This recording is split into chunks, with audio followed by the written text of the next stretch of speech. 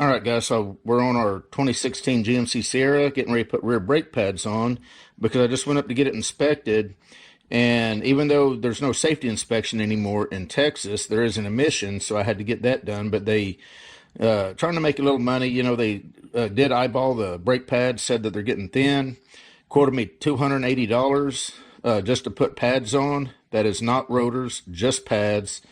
Said it'd take about 45 minutes.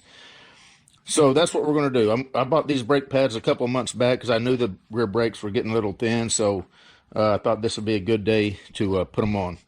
What I'm wanting to do is film this, at least doing this one side in its entirety, just to show you how quick and easy it is and how you can save $280 from a shop wanting to put brake pads on your vehicle. So I'm going to put the camera, I'm going to mount the camera up so that you can get a view.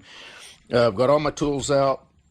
Got my 1/2 inch drive DEWALT, my 3/8 drive DEWALT impact, and 3/8 ratchet. Not sure exactly what all of those I might need. Got my complete socket set out here. Do have the brake pads. I've already taken them out of the plastic. I've already cut that open. And yeah, we're going to get after it and we're going to see how it goes.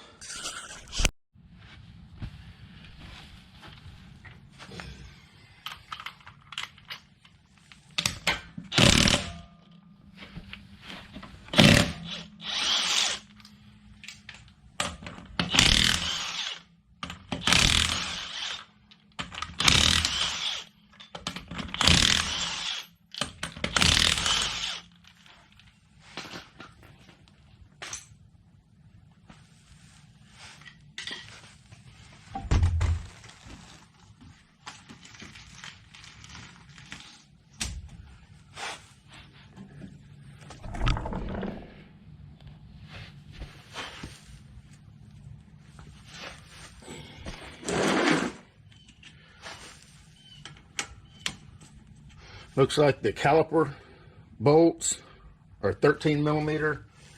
I can get on the bottom one with my impact. Not going to be able to get on the top one. Now the first thing I like to do, if I can, and it doesn't look like I'm going to be able to on this particular vehicle, is I always like to try to pry. If you've got a slot here, try to pry the get a screwdriver in there, and you can usually catch onto the rotor, and you can pry that piston back. That way you don't have to do it after the caliper's off.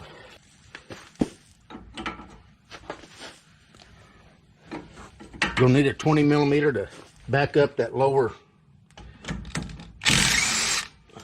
nut.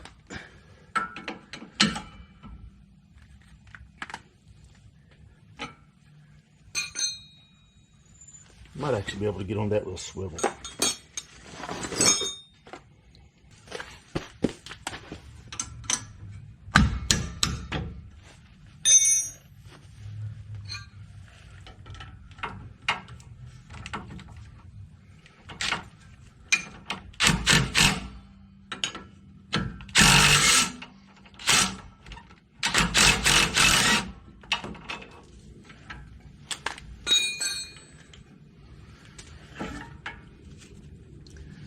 So I'm just going to have to push this piston back, and I'll show you how I like to do that.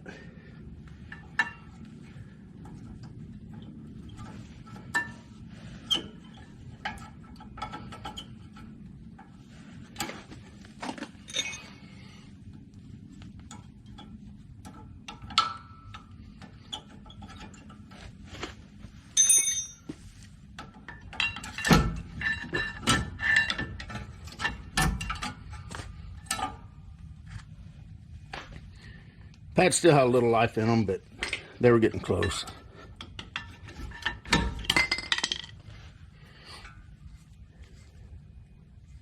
Not quite down to the wear sensor yet, but getting close. Make sure you know where your wear sensor is. This one's on the inboard side. Make sure that your pins are free floating. Now, a lot of people will go ahead and pop these out and grease them. I've never done that. I've always just checked to make sure that they're still free floating and they're not jammed up. And I've always been able to get away with that with no problem.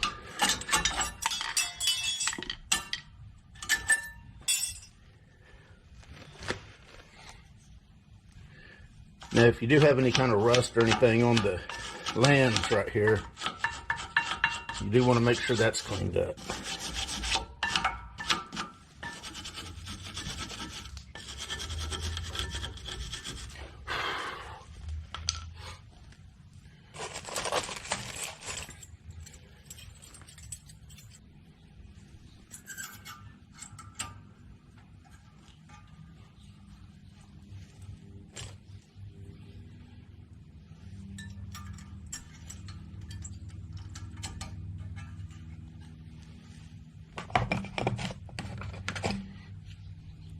So in your kit, this is the Raybestos. Is that right? Yeah. This is the kit that I'm using on this truck. This is the Raybestos. This is their tire end pads. Got the sound dampeners built on them. Remember, the wear sensor does go on the inboard side on this truck.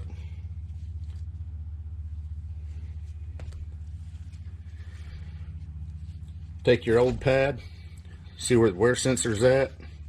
Match the new pad up, make sure the wear sensor's in the same spot. Going to go on the same side.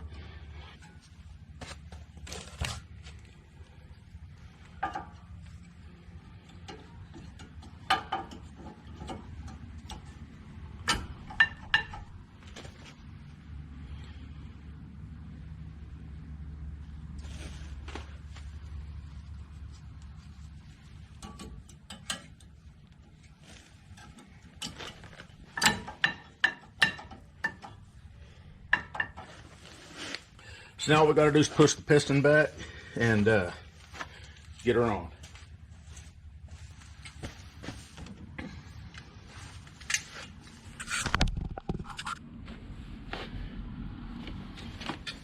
Now I've got a big pair of channel locks. You can use a C clamp. They actually make a special tool just for this, which I don't have. I've always been able to either pry it back from here before I even take the caliper off, or just so you can see how easy this is, or just use these vice grips. And I just go slow. I don't try to force it back as fast as possible.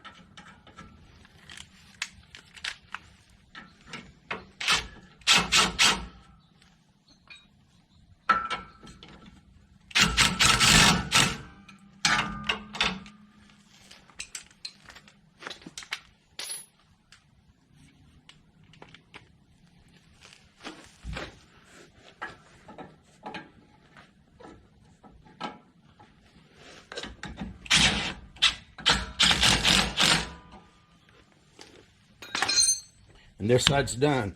I'm going to go ahead and torque these. I've got to go look the torque up, and I'll torque these, and this will be done. All I got to do is put the other side on. Now, before you start driving, make sure you pump your brakes a couple times to push that piston out and reseat the pads. Otherwise, you'll be in for a surprise whenever you start putting your brakes on for the first time. Anyway, this job's done. I'll put the torque in the description. And yeah, save yourself about $300 and put pads on yourself. It's easy enough. You guys take care.